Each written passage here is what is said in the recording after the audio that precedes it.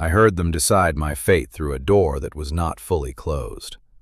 The heavy oak, meant to insulate the lives of the important from the insignificant, had been left just a fraction ajar, and through that sliver of space came the clipped, brittle tones of my mother's voice, slicing the evening quiet of the hall where I stood.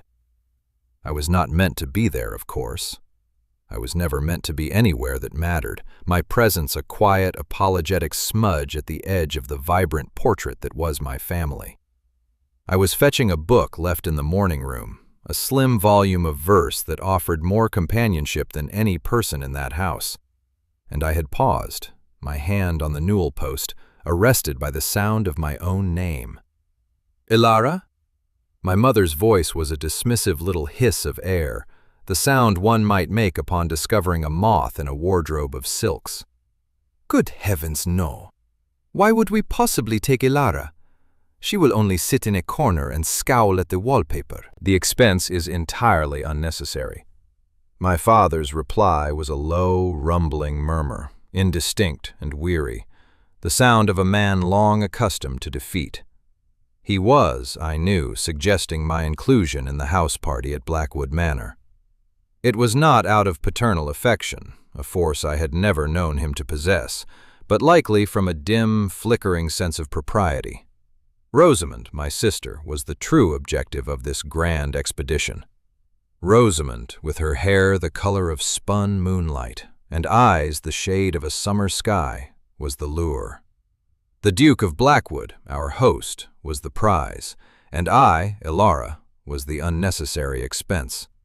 The reason for my marginalization was as plain and unadorned as my face in the hall mirror. I was the second daughter, the quiet one, the one whose dowry was a whisper against the shout of Rosamond's inheritance. Where she was laughter and light, I was silence and shadow. Society valued women as ornaments, and I was built for comfort, like a sturdy chair, not for display. My mind was my only attractive feature, and in the marriage market of our day, an intelligent mind in a woman was often viewed as a defect, like a crack in a vase that might otherwise be pretty. It made one unsuitable for the delicate work of being charmingly ignorant. So I read my books and kept my counsel, and learned to live in the spaces between conversations, in the quiet halls and forgotten corners of my own home. A scandal was the true engine of this desperate journey. My father, a man whose affections lay with cards and horses far more than with his own family, had gambled us to the very precipice of ruin. The invitation from the Duke of Blackwood, a man of immense wealth and formidable reputation, was not a social nicety. It was a lifeline, and Rosamond was to be the knot that secured it. To marry her to the Duke would be to save us all. It was a cold, brutal piece of arithmetic, and my family had never been sentimental about such things.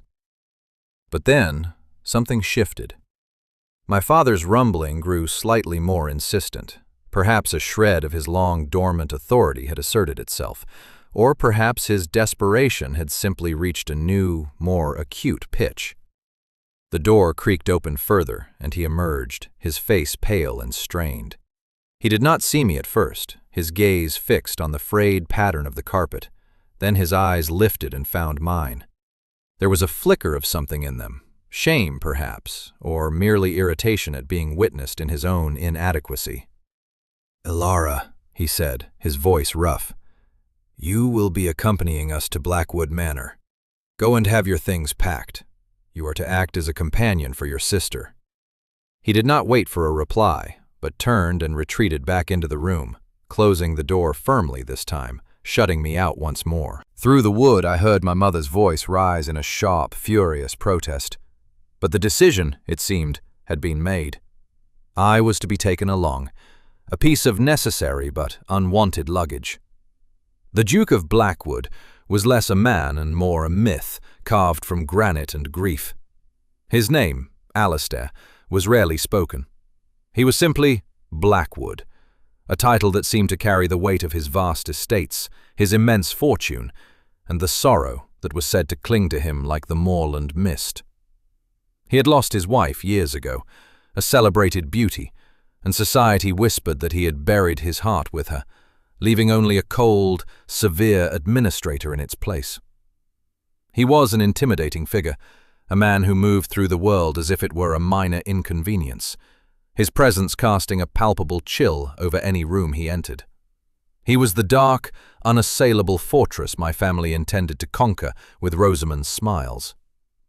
Our arrival at Blackwood Manor was an exercise in orchestrated humility. My father bowed too low, my mother's smile was stretched to a brittle tautness, and Rosamond was a vision of demure perfection, a porcelain doll presented on a velvet tray. I trailed behind them, my gray traveling dress feeling like a deliberate statement of my own invisibility. I kept my eyes down, studying the intricate pattern of the marble floor, my one goal to pass through the grand entrance hall unnoticed. But fate, it seemed, had other plans for my quiet ambitions of obscurity. As the Duke made his formal greetings, his voice a low baritone that seemed to vibrate in the very stone beneath my feet, I sidestepped to give a footman more room. My worn reticule, heavy with the book I had brought for the journey, slipped from my grasp. It landed with a soft, pathetic thud, spilling its contents. The book, my treasured copy of essays on Roman philosophy, slid across the polished floor and came to rest directly beside the Duke's gleaming black boot. A collective gasp, small but sharp, went through my family. My mother's eyes shot daggers at me. It was a moment of profound social clumsiness, a crack in the flawless facade we were meant to present. I bent quickly, my face burning with mortification, my hands fumbling to retrieve the book. But another hand got there first. A long, elegant hand, impeccably clean, with a heavy signet ring on the little finger. It closed around the book, and I found myself staring at the Duke of Blackwood's knuckles. Slowly, I straightened up, my gaze traveling from his hand up the severe, perfectly tailored lines of his black coat to his face. He was taller than I had imagined, and the severity of his reputation was etched into the hard lines of his jaw and the cool gray of his eyes. But what happened next was the true inciting incident of my life. He did not simply return the book with a curt nod. He did not dismiss me with the polite, unseeing glance I received from all of society. He looked at me. Not a glance, not the polite sweep of a host's gaze over a new arrival, but a direct, focused, and unnervingly analytical stare. His eyes, the color of a winter storm, held mine for a beat too long. They seemed to be taking me apart and putting me back together again, assessing not my plain dress or my flushed cheeks, but something deeper, something I myself had forgotten was there. It was a gaze that saw past the surface, past the social designation of unimportant second daughter. In that moment, under the weight of that disruptive gaze, I felt seen for the first time in my life, and it was terrifying. He glanced down at the title of the book in his hand. A flicker of something, surprise, interest, crossed his features before being instantly suppressed. "Marcus Aurelius," he said, his voice quiet, yet it carried across the suddenly silent hall. A stoic choice for a long journey. He held the book out to me. Our fingers brushed as I took it, and a strange, unexpected warmth shot up my arm, a startling jolt against the chill of my own skin. "Thank you, Your Grace," I managed to whisper, my voice barely audible.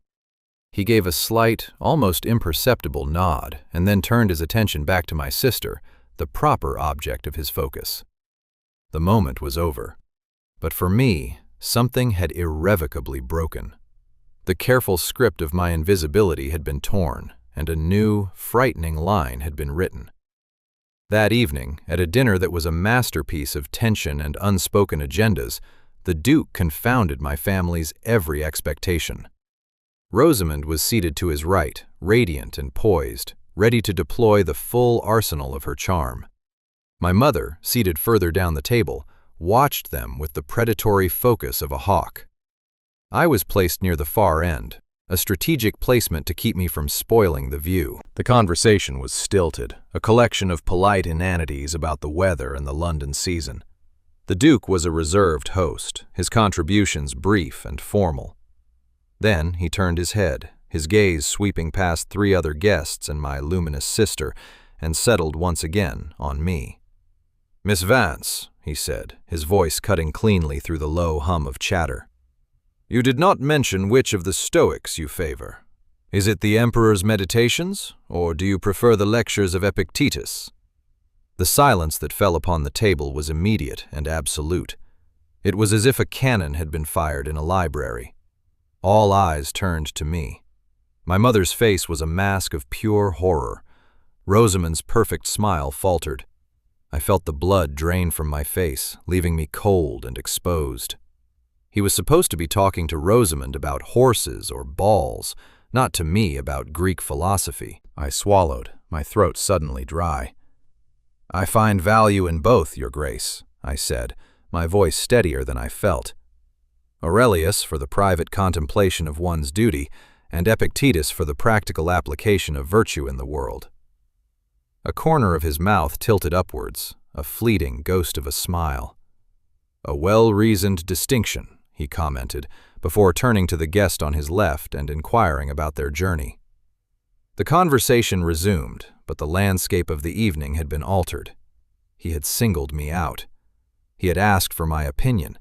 He had, in his quiet, deliberate way, announced that I was not merely part of the scenery. I spent the rest of the dinner feeling my mother's furious glare burning into the side of my head. The library at Blackwood Manor became my sanctuary. It was a vast, two-story room, smelling of old paper and beeswax, where the silence was a comfortable, living thing. Light slanted in long ribbons from the tall, arched windows, illuminating dust motes dancing in the air like tiny, golden sprites. I sought refuge there the next afternoon, ostensibly to find a book, but truly to find a moment's peace from my mother's simmering rage and Rosamond's confused pity. I was running my fingers along the spines of a row of poetry when a quiet voice behind me said, "I trust you find the collection to your satisfaction?" I turned, startled, to find the Duke standing not 10 feet away.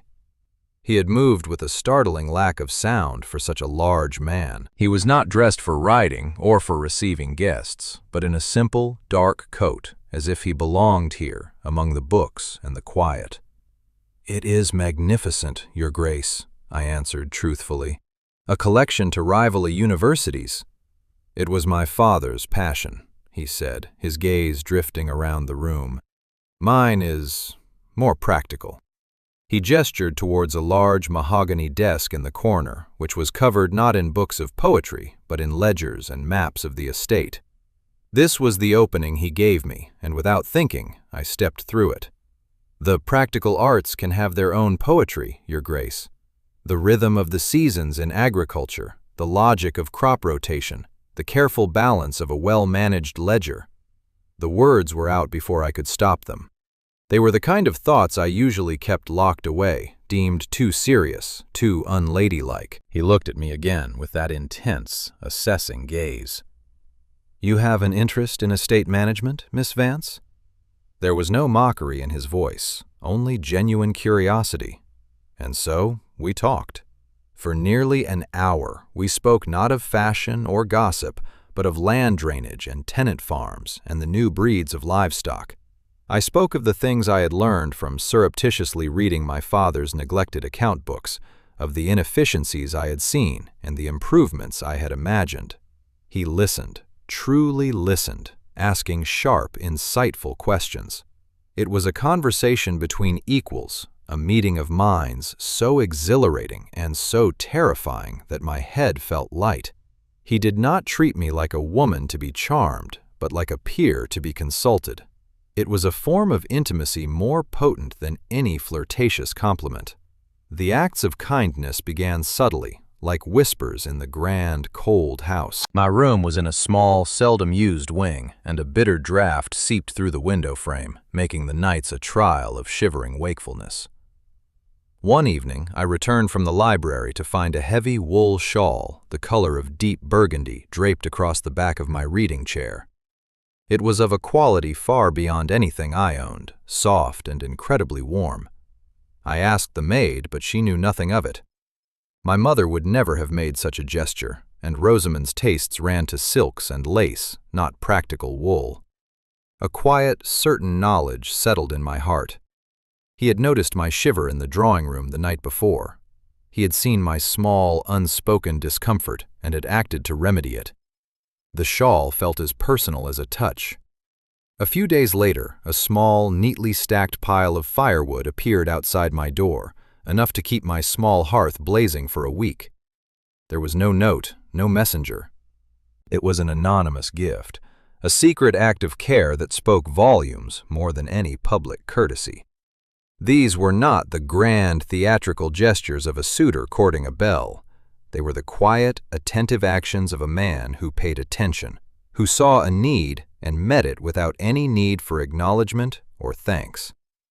Kindness from my family had always come with invisible invoices, a debt of gratitude I was expected to repay. This kindness was different.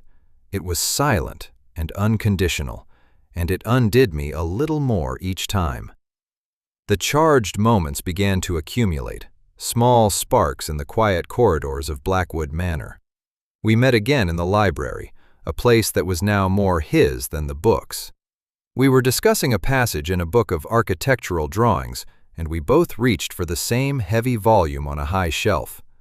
His hand covered mine, his fingers long and warm against my own.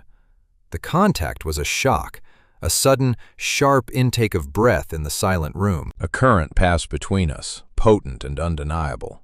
He did not pull away immediately. For a long, suspended moment, his hand rested on mine, his thumb stroking softly over my knuckles. I could feel the heat of him, the slight roughness of his skin, the sheer, solid presence of him standing so close I could smell the faint, clean scent of starch and winter air that clung to him. My heart hammered against my ribs, a wild, frantic drumbeat. He finally withdrew his hand, his expression unreadable, and retrieved the book himself. But the air between us had changed. It was thick now, heavy with all the things we were not saying. The final brick in my wall of careful detachment was removed a week into our stay. We were alone in the library once more, the late afternoon sun casting long shadows on the floor. He had been quiet for some time, staring into the fire. Then he turned to me, his gray eyes serious. "Miss Vance," he began, then paused. "Ilara, I find I am weary of formalities between us. My title is a public burden. My name is Alistair. I would consider it a great kindness if you would use it when we are alone." The request was a seismic event. To use a duke's Christian name was a familiarity reserved for family, for the most intimate of friends. It was a deliberate step across a carefully guarded social boundary. It was an invitation into his private world, a world he had kept closed for years. My throat was tight with a mixture of fear and a wild, burgeoning hope. "Alistair," I said, testing the name on my tongue. It felt both foreign and perfectly right. The sound of it in the quiet room was a promise, a declaration that changed everything. The turning point came not with a whisper, but with the crisp, cruel crackle of paper. My father had been growing increasingly agitated as the days passed, his face a constant mask of anxiety. He saw the Duke's attention fixed on me, not Rosamond, and the foundation of his desperate plan was crumbling. One afternoon I went to his study to fetch a book for him, a ruse to get him out of the drawing room where his frantic energy was making everyone uncomfortable. The room was in disarray, papers spilling from his desk. A letter, fallen to the floor, caught my eye. It bore the Duke of Blackwood's formidable seal. Thinking it was something my father had dropped, I picked it up. It was not a letter, but a contract, a memorandum of agreement. My hands trembled as I read it. The legal language was dense, but the meaning was brutally clear.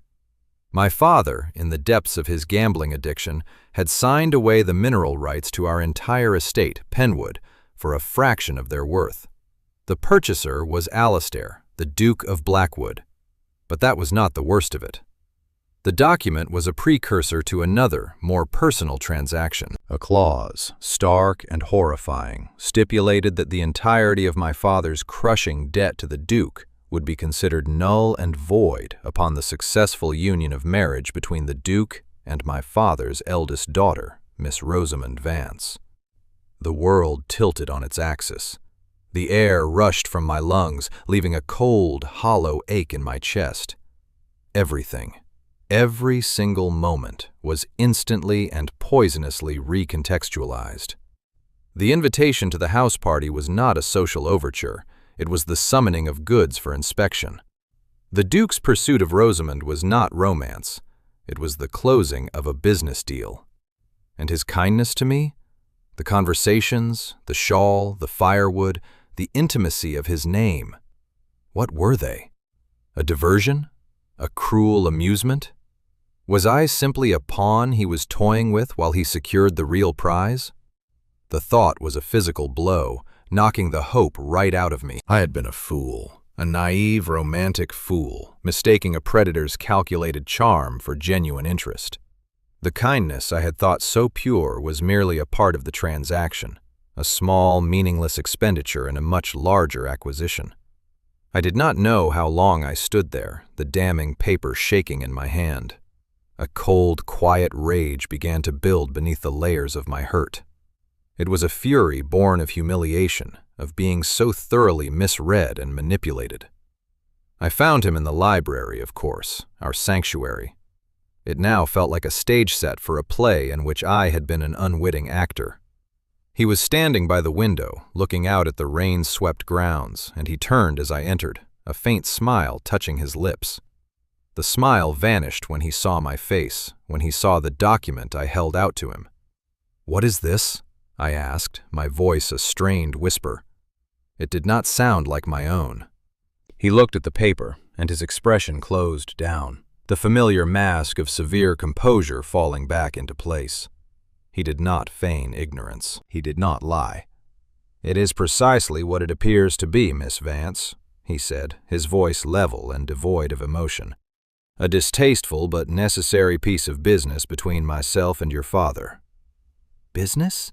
The word felt like ash in my mouth. "You call this business? My sister's life, my family's future, bartered for mining rights and forgiven debts?" The pain was so sharp it felt like a physical wound. "And I? What was I in this business, Your Grace? A momentary diversion? An entertaining complication?" He took a step towards me, his face grim. "The contract was the reason I invited your family here. I will not deny it.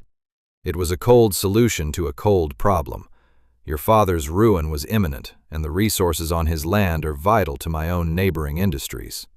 He paused, and his eyes, those stormy gray eyes, held mine. "But I did not account for you, Ilara. You were the variable I failed to calculate. You were the catastrophe that wrecked all my careful arithmetic. The business was a catastrophe I walked into willingly. Falling in love with you was a catastrophe I did not plan for, and one I would not now undo for anything in this world."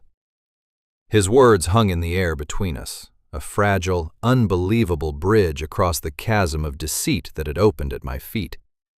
He loved me.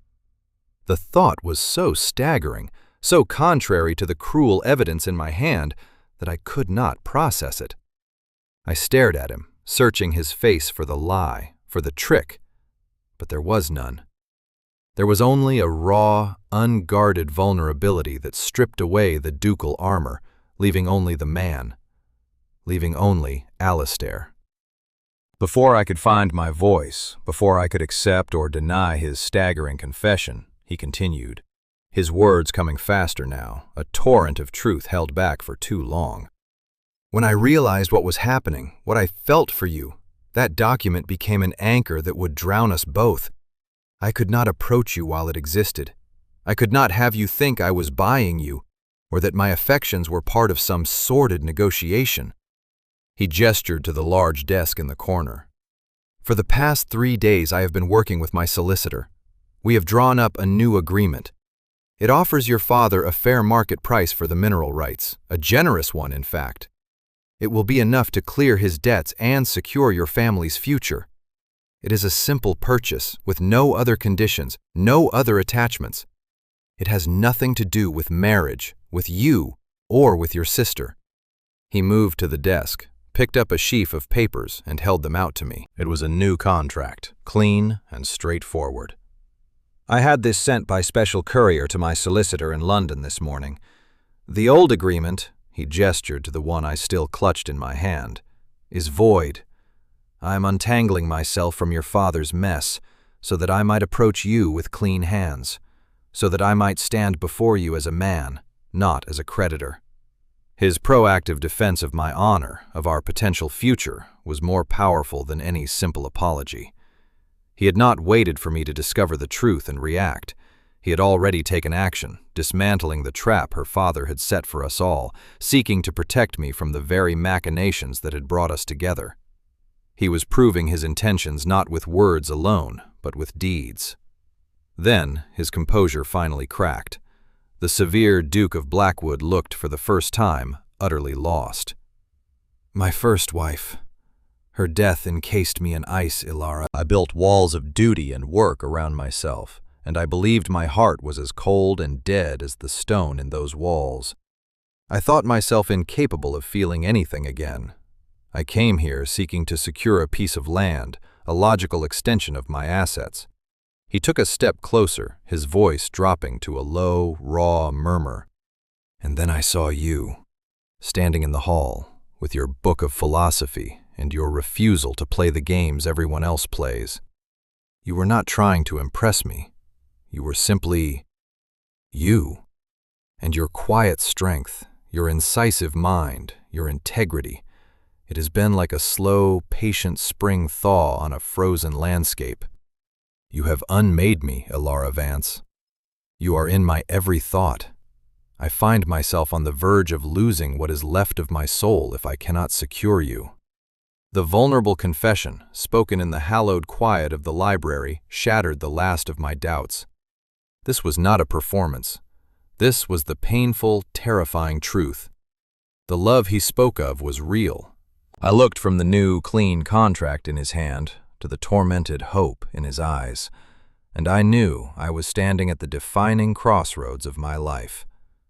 I could retreat into the familiar pain of betrayal, or I could step forward into the terrifying, uncharted territory of trust. I let the old, poisonous contract fall from my fingers. It drifted to the floor, a symbol of a past that no longer mattered.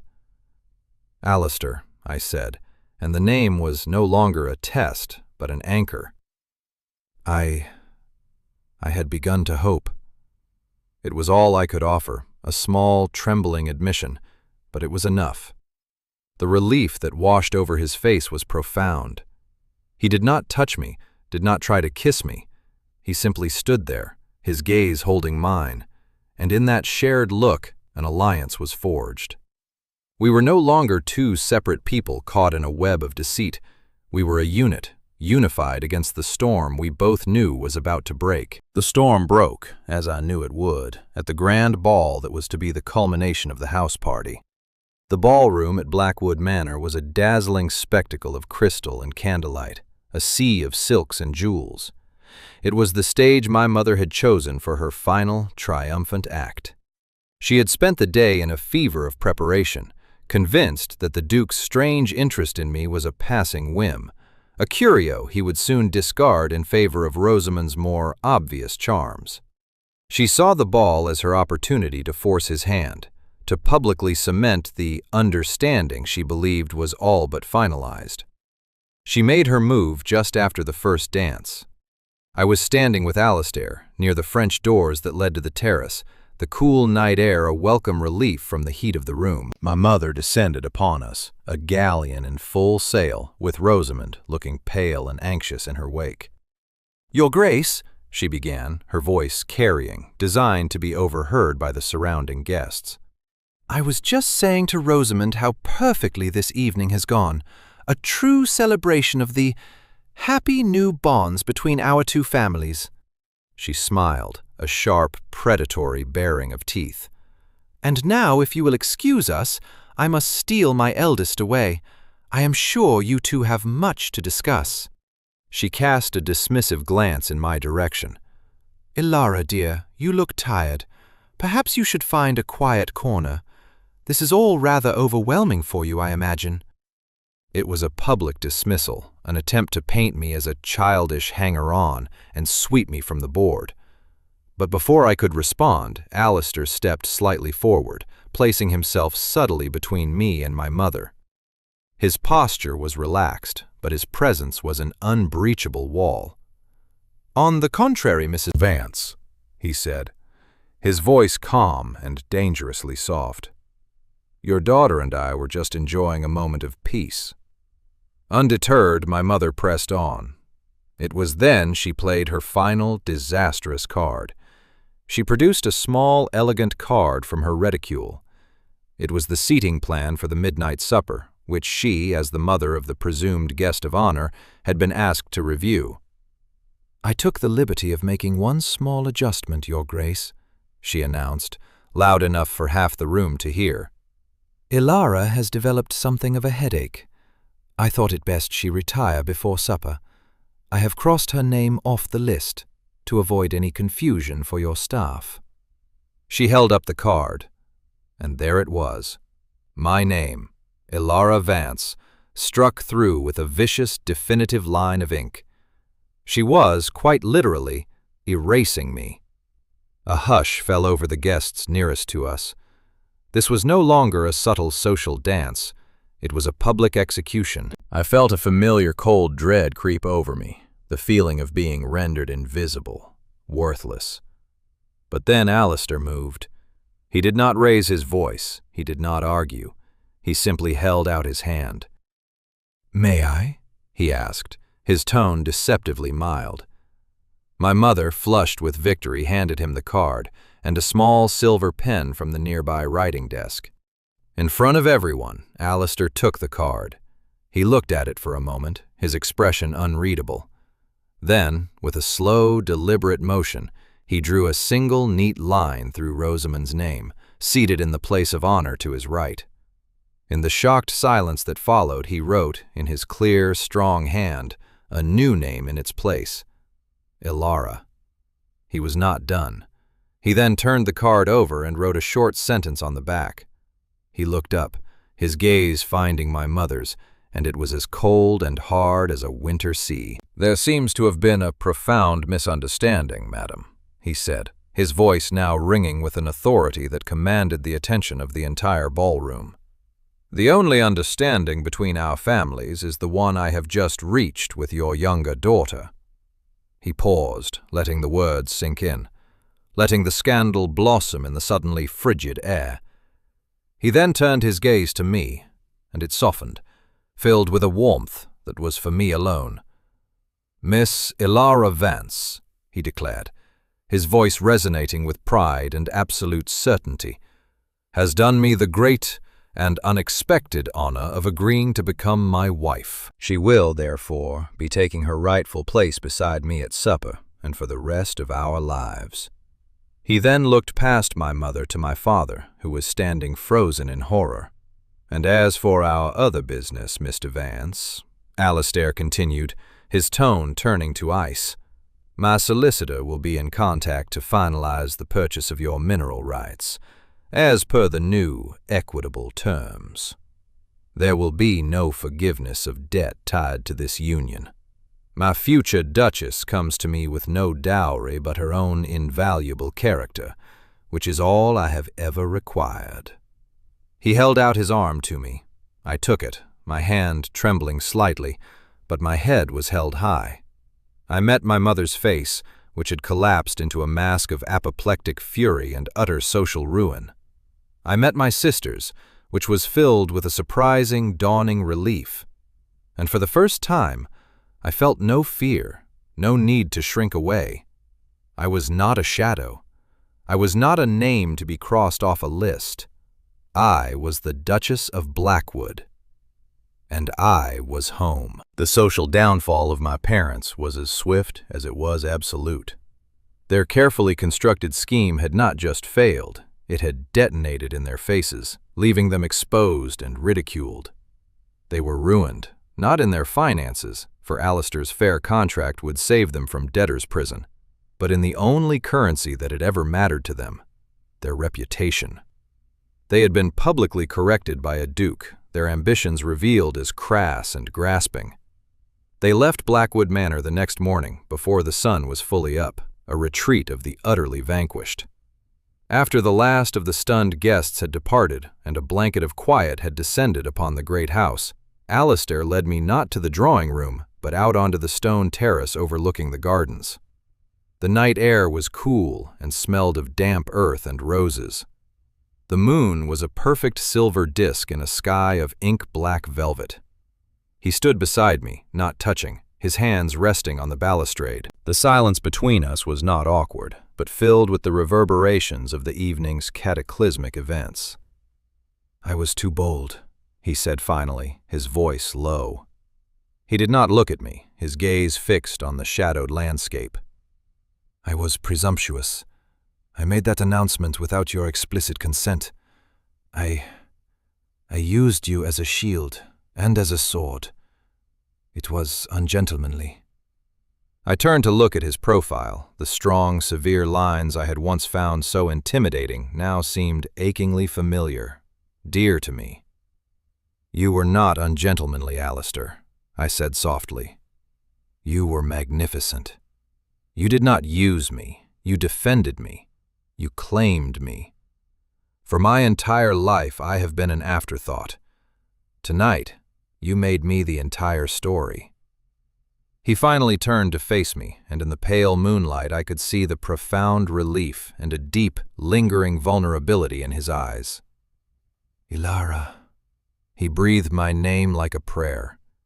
He raised his hand and gently, almost reverently, cupped my cheek. His thumb traced the line of my jaw, and the simple touch was more intimate, more earth-shattering than anything I had ever known. "I meant every word," he whispered. "I will spend the rest of my life ensuring you never feel like an afterthought again." And then he leaned in and kissed me. It was not a kiss of frantic passion, but one of slow, deep, and shaking certainty. It was a kiss of arrival, the feeling of a weary traveler finally reaching a destination they had not even known they were seeking.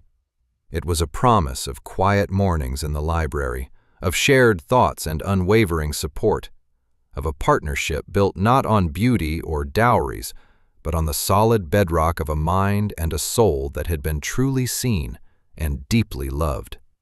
In his kiss, the last of the old, lonely world fell away, and a new one, bright with unimagined possibility, began.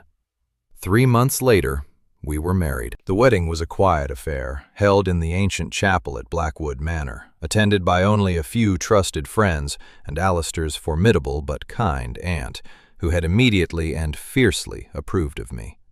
My new life settled around me with the comfortable ease of a beloved old book. Blackwood Manor, once a place of intimidation and fear, was now my home.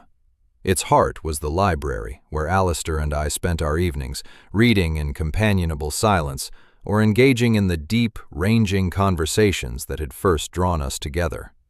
The severe, grieving Duke was gone.